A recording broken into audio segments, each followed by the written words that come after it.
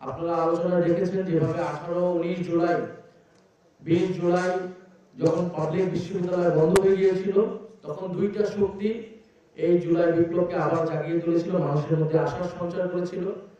একটা হচ্ছে প্রাইভেট বিশ্ববিদ্যালয়ের শিক্ষার্থীবৃন্দ, আর একটা হচ্ছে মাদ্রাসা শিক্ষার্থীবৃন্দ। এবং 2013 সালের আন্দোলন, প্রাইভেট বিশ্ববিদ্যালয়ের ভ্যাট বিরোধী আন্দোলন, 2018 সালের কোটা সংস্কারের এবং নিরাপদ সড়ক আন্দোলনের সকল কিছুর সম্মিলিত একটা রূপ, অর্থাৎ এই যে বৃহত্তর ছাত্রদের মধ্যে একটা বৃহত্তর ঐক্য তৈরি হলো, এটা গত 8-10 বছরের ধারাবাহিকতা আমরা পেয়েছি। তো ছাত্র সমাজের মধ্যে এই ঐক্য এসেছিল। আমরা মনে করি দেশের যে কোনো সংকটে, জাতীয় যে কোনো সংকটে এই ঐক্য থাকবে জুলাই বিপ্লবকে বাঁচিয়ে রাখার প্রশ্নে।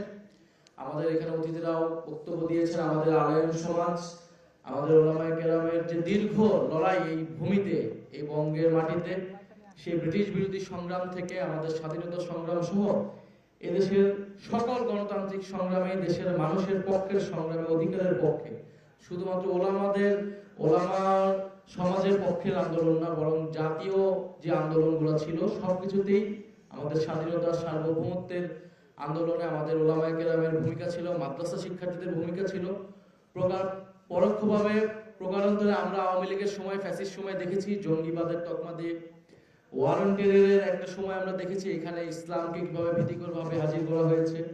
মাদ্রাসা শিক্ষার্থী এই যে জোব্বা রক্তাক্ত হয়েছে, শুধু জুলাই বিপ্লবে নয়, গত কয়েক দশক ধরে রক্তাক্ত হয়েছে, শুধু বাংলাদেশে নয়, পুরো পৃথিবী জুড়ে রক্তাক্ত হয়েছে ইসলাম এবং মুসলমানের পরিচয় এবং চিহ্ন হিসেবে।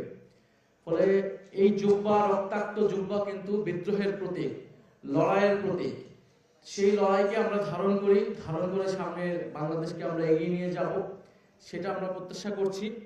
এবং এই সরকারের প্রতি আহ্বান থাকবে, আমাদের ওলামায়ে কেরাম, আমাদের মাদ্রাসা শিক্ষার্থীদের যে ভূমিকা, তারা শাহাদাত বরণ করেছে জুলাই বিপ্লব নয়, তার শাপলা আন্দোলন থেকে শুরু করে গত মোদী বিরোধী আন্দোলন সহ সকল আন্দোলনে তাদের যারা ক্ষতিগ্রস্ত হয়েছে তাদের যাতে রাষ্ট্রীয় স্বীকৃতি সম্মাননা দেয় সরকার।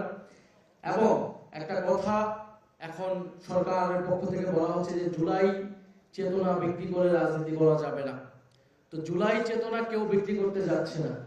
জুলাই চেতনা মুক্তিযুদ্ধের তথাকথিত চেতনার মতো কোনো চেতনা না, যেটার মাধ্যমে এই দেশে গুম খুন, দেশের টাকা লুটপাট হয়েছে, দেশে 3-3 বার ভোটাধিকার হরণ করা হয়েছে।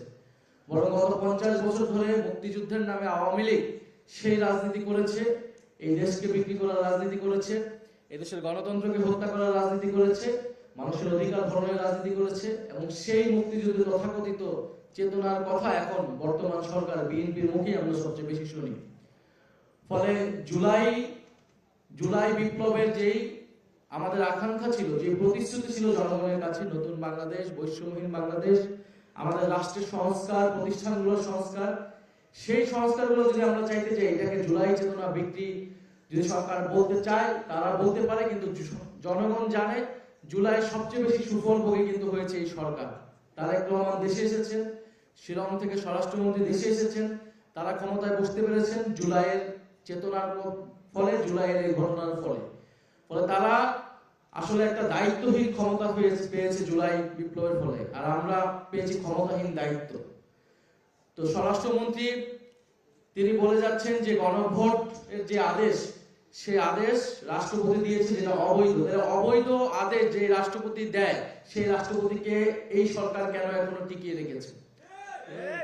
ফলে এটার যদি রাষ্ট্রপতি এই অবৈধ আদেশ, সংবিধান বিরোধী আদেশ দেয়, তাহলে রাষ্ট্রপতিকে এর জন্য শাস্তির আওতায় আনা উচিত সরকারের, কিন্তু সরকার সেটা করছে না। সরকার স্পষ্টতই দ্বিচারিতা করছে।